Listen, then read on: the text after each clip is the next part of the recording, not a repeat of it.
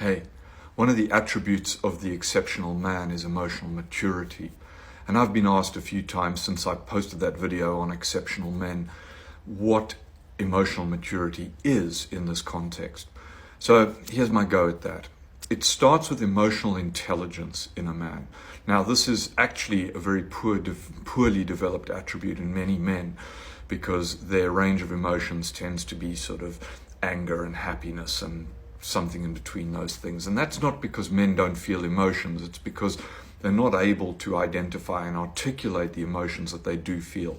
And emotional intelligence is the ability to recognize what emotion you are feeling and why. And that requires work. It can be learned. It's a skill. And it starts, as far as I'm concerned, with mindfulness, which is being aware of your emotions, being aware of what you're feeling, how they arise in the body, and then being able to step aside, examine them, and look at the causes of that emotion, both in terms of what is causing the emotion, but also what is the emotion causing you to do? How are you acting as a result of that emotion? And so developing your emotional intelligence as a man is the first step in becoming emotionally mature in the context of your relationships.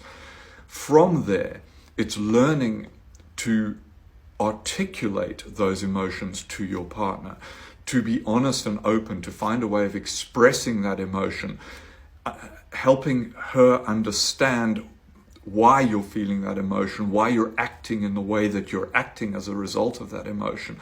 And then, if you want it, asking for support around that to alleviate that emotion if you consider it negative. But also, rather than simply dealing with negative emotions, this is a great opportunity to deal with positive emotions. And look, there's a lot of literature around designating emotions positive or negative that suggests that that's not a helpful thing to do. But in an entry level, we associate certain emotions with negative and certain with positive. And for now, let's just stick with that. It's important with those that you deem positive to also talk about those, to talk about how those arise, to ask for support in creating more, in supporting more feelings of positive emotion.